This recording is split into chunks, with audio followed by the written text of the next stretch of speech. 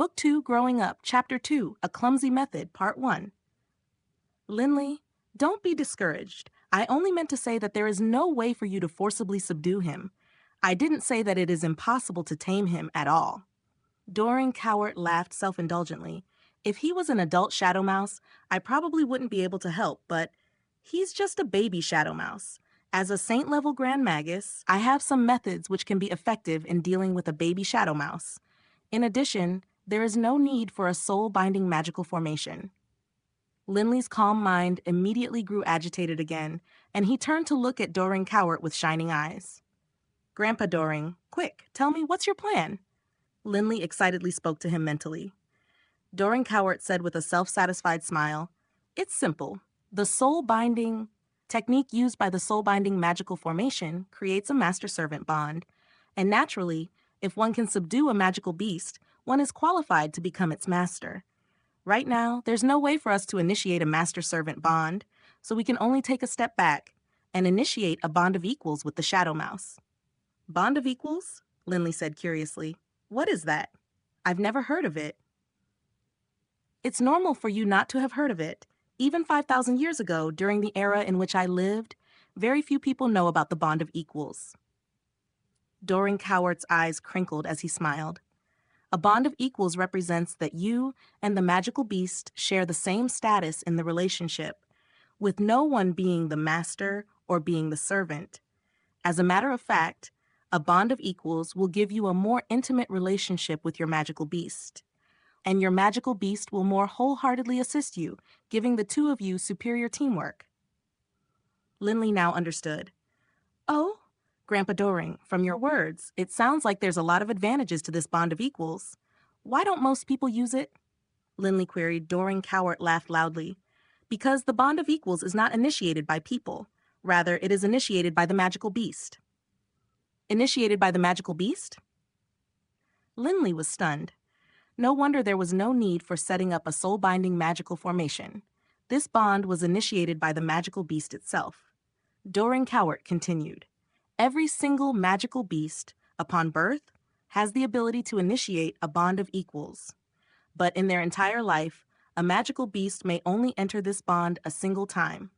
It isn't like the soul-binding master-servant relationship, where once the master dissolves the relationship, someone else can use another soul-binding technique to tame the beast again. Linley nodded. But it is extremely difficult to convince a magical beast to willingly initiate the bond of equals. Doring Cowart continued more seriously. You need to convince a magical beast that you are like family and make it decide that it cannot bear to part from you. Only then would it willingly enter a bond of equals with you. Linley slightly nodded. Adult magical beasts have very high intelligence, so if you want to move the heart of an adult magical beast and make it view you as family, it is almost impossible. Doring Cowart sighed. But juveniles are different. It is much like how human babies have low intelligence and can easily be tricked into liking you by, say, giving them some tasty food. The intelligence of magical beast babies is even lower.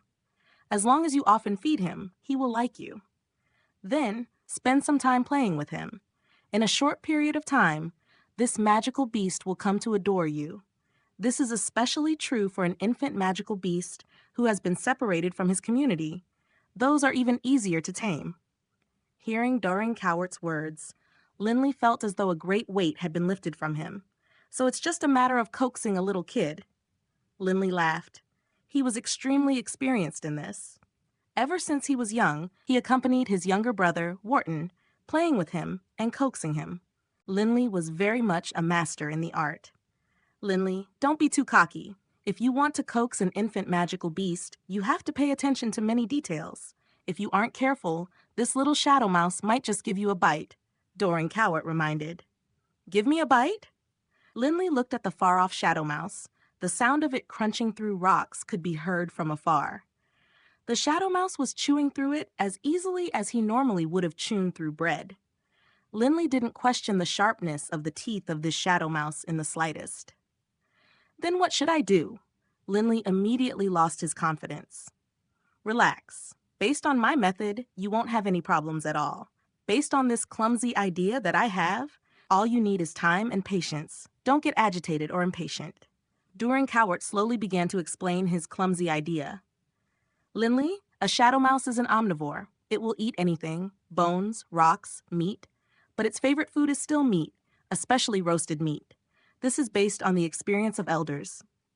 Therefore, just go up Mount Wushan to kill some beasts, then place the cooked meat far away from him on the ground. Remember, do not try to get near him. Each time he eats, wait for him to approach you. Doring Cowart laughed.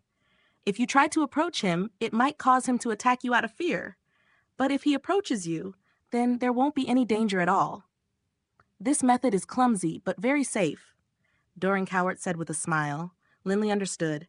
This method really was a bit clumsy, but it was also simple and direct. Grandpa Doring, won't this shadow mouse run all over the place? Linley was worried that if he went and got some roasted meat, he might come back to find the shadow mouse had gone. There would be nothing he could do then. Who can say? It all comes down to your luck, but I believe that in a short period of time, it won't go anywhere. Doring Cowart said, Fine, I'll go kill some wild beasts. Linley nodded, then quickly ran towards Mount Wushan. His footsteps were very sure, but strangely made no sound at all. This was the proof of one's ability as a Earth-style magus. After departing from the back gate of the manor, Linley began to run at a normal pace, and his footsteps began to sound again. Young Master Linley, headed to the back mountain again? Uncle Hyrie, broom in hand, was dusting the floor. He saw Linley and smiled at him. Yup. Linley assented as he sped up his pace. Over the past half year, Linley had been going to Mount Wushan to train in magecraft almost every afternoon. No one else knew that he was training in magecraft, of course, but they all knew that in the afternoons, Linley liked to spend his spare time playing in the mountains. Autumn. Most of the trees on Mount Wushan had shed their leaves, but there were still many evergreen trees, as well as some maple trees covered in deep red leaves. A vigorous, nimble shadow could be seen piercing through the mountain forests. Linley ran silently but nimbly and fast. After having absorbed Earth Essence for half a year, Linley didn't just possess mage force. His physical strength had been raised as well. By this point in time, Linley's body was comparable to the average 15 to 16-year-old in Wushan Township and possessed the strength of a warrior of the first rank. There were many squirrels and rabbits on Mount Wushan, while there weren't many fierce beasts. This was the reason why most adults didn't worry too much about their children playing in the mountain.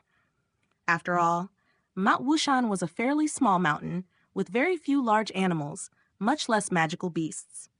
Linley's footsteps suddenly halted as he saw up ahead a dull yellow-colored rabbit eating grass. Even a very cautious wild rabbit wasn't able to detect Linley in the slightest. Wild rabbits have a fast reaction time and run fast also. Best if I use magic. Linley immediately began to chant the words to a magical incantation. Linley felt that in the center of his chest, a small gust of Earth-style mage force began to throb. Most warriors stored their battle chi approximately 10 centimeters below their navel, but magi stored their mage force directly in the middle of their chests, at the middle of a line between their nipples. But spiritual energy, of course, was stored in their head. It didn't make much of a difference if a magical incantation was mumbled or shouted. The only thing that mattered was making sure one's spiritual energy was guided by the energies released by the incantation. In scant seconds, Linley finished his incantation, and his eyes lit up as he stared at the hair. Earth style, magic of the first rank, earth spike, poof. A sharp spike of earth erupted from directly beneath the wild hair, piercing directly into its chest. Scarlet blood flowed out, dyeing its soft fur. Shocked at the ambush, the hair immediately began to struggle, but all it succeeded in doing was make itself lose blood even faster.